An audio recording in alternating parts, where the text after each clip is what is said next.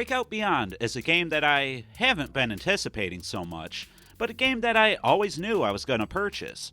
Paddle games, and Breakout specifically, has always been my jam, ever since the days of Super Breakout, and to a lesser extent, Off the Wall. Ever since then, I've always had a soft spot for brick-breaking games, and there's been a few good ones that I've played over the last few years. Quamp 2, maybe more Pong related but still relevant, took the ball into a fantastic, enthralling journey with lots of Breakout and Pong elements and puzzle solving, on top of the brilliant atmosphere and soundtrack.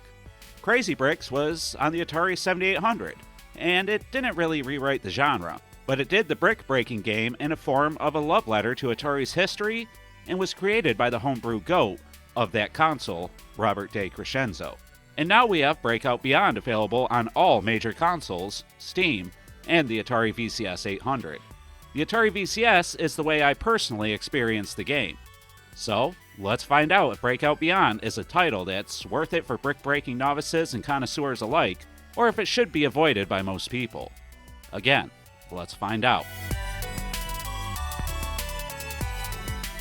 Breakout Beyond was created by Choice Provisions and published by Atari, and was originally slated for the ill-fated Intellivision Amico console. It was eventually released for all major platforms on March 25th, 2025, and I personally chose to experience it on the Atari VCS 800.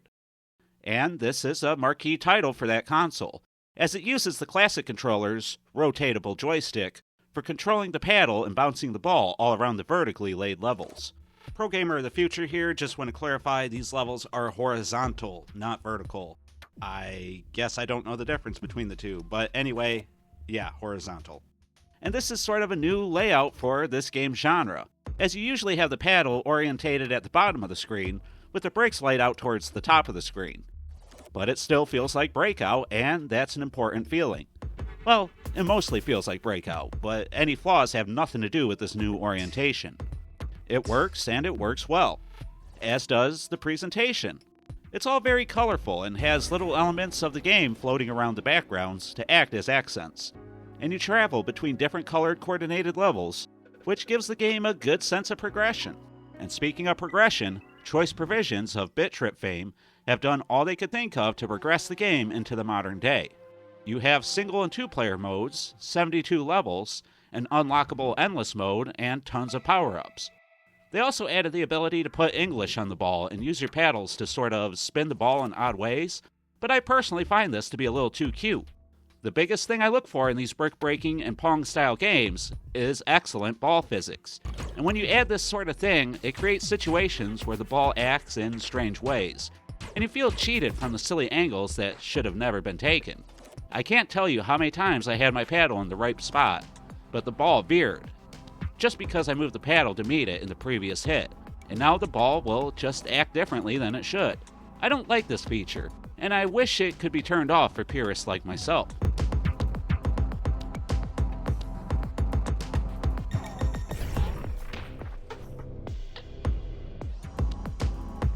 But beyond all that, the little dynamic presentation bits of graphical flair and audio work well. It does add a layer to the presentation, and I enjoyed it. And most of the power-ups were good and affect the game in a big way, which I don't mind because they mostly have been done before and they just work for this style of game. You have multi-ball, you have the ability to shoot bullets from your paddle, you have a sort of safety net to help you keep your ball in play for a lot longer, you have bombs that blow up many bricks in one hit, and a few various other power-ups. And like I said, I like all of them. Some of them are definitely overpowered, but I feel they will help Breakout novices have more fun with the game. And, well, that's what this game is all about. Fun. But the safety net or force field power-up in particular makes things feel way too easy at times. I can forgive it though, because even with the classic controller and the spinner on the Atari VCS 800, this game can be, well, really frickin' hard. And I think a lot of it has to do with the game itself. You see, not only is the orientation different, but the levels themselves are massive. You're slowly moving the screen more and more to the right, exposing more bricks, obstacles, and power-ups as you go. And any unbroken bricks will slow your paddle down when you touch them, even halting it for a short period of time. So, as a result, you'll want to get good at clearing reasonable paths for both the ball and the paddle. And it's easier said than done, especially with the before-mentioned English that can be put on the ball accidentally.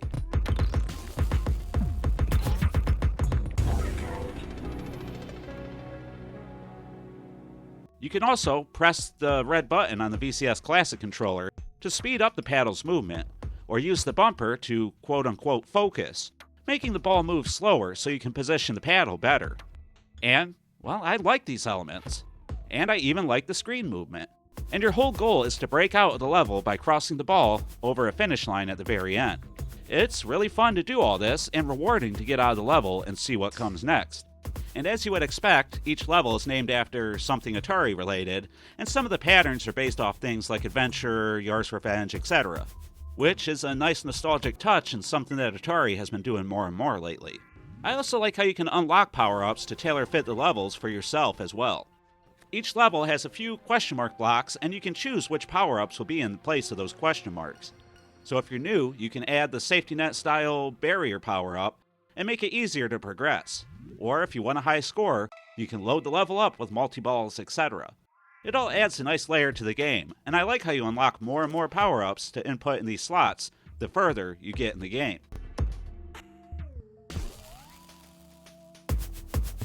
But at the end of the day, despite these additions and alterations, it still feels minor in the overall scheme of things, and it's just Breakout. It still feels like the same Breakout game we've experienced how many times before. Maybe just finely tuned and laid on its side with some nice atmospheric music laid on top. If you have the Atari 50th collection and play Neo Breakout there, well, then you're probably good to go. Unless you're a die-hard brick breaker like me, I don't think you'll have any need to buy another brick breaking game. And I kinda like the presentation and effects of Neo Breakout a little bit more than this one, if I'm honest. Plus, you get the added value of the rest of the Atari 50th package along with it. Now, the added elements of Breakout Beyond also take something away from the challenge of the game. As I said, the game is very frickin' hard, and can be extremely challenging, but I don't know how many levels I was also able to cheese things thanks to using the bumper to focus and loading the level up with barrier or safety net power-ups. Then it sort of crossed the line of being just too easy to play. At that point, it becomes more of a marathon, just use these power-ups to get to the end of the game.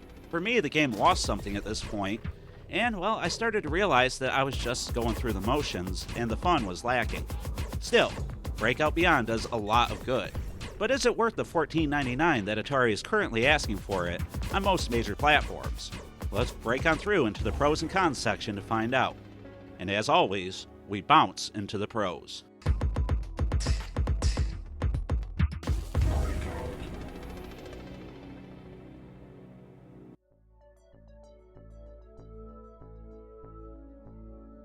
I think the presentation is really good, and I like all the dynamic elements that they put into the game. I like the power-ups, and they do feel very powerful. This game should also take most people a little while to get through all 72 levels, and even when you do, you could always go back and replay your favorites for higher scores and combos. If you play Breakout Beyond on the Atari VCS, then you get spinner control compatibility, and this works really good. Just make sure you pause the game and adjust the sensitivity. I do like the focus and sprint buttons that make it easier to hit the ball back and forth for new players, and having a 2-player mode is just brilliant. But with all that, we're already to the cons, and I want to start with the adding English to the ball thing. If you move your paddle when you hit the ball, it goes on some strange curves, and, well, I just don't like this. It doesn't feel natural, and for me at least, it detracts from the game. I also feel that this game can either be extremely difficult or really easy. I don't think they ever hit that sweet spot. Breakout Beyond just doesn't do enough to move the game genre forward, in my opinion. So with all that said, I'm going to give Breakout Beyond for all modern platforms in the Atari VCS 800 3 modern controllers out of 5. It's not a bad game, just a flawed one. And I get a feeling of deja vu when playing it. It's not going to be for everybody, especially at the $14.99 asking price. I feel like $5 to $10 is more of the sweet spot for a game like this. And if you want to play Breakout or other classic Atari games in updated fashion, the Atari 50th is probably a better way to go. But Breakout Beyond isn't bad. Just know that you're getting an update to a classic with wildly fluctuating difficulty and some cool new elements and layout. But you've heard what I have to say about Breakout Beyond. Now I want to hear from all of you. Do you agree with my score and thoughts? Or was I way off base? Will you buy Breakout Beyond, or have you bought it already? If so, what do you think of it? Let me know your thoughts on all this and everything else Breakout Beyond down in the comments below. And as always, please leave a like if you enjoyed the video and subscribe if you haven't already. We do tons of videos on Atari related things, so hit the bell icon if you want to be notified whenever we upload. With that, it's time to wrap up the video. I've been the 7800 Pro Gamer, a man trying to break out from this brick box known as the Atari Network, and I'd like to thank you all for watching. And as always, remember to stay classy, Atarians.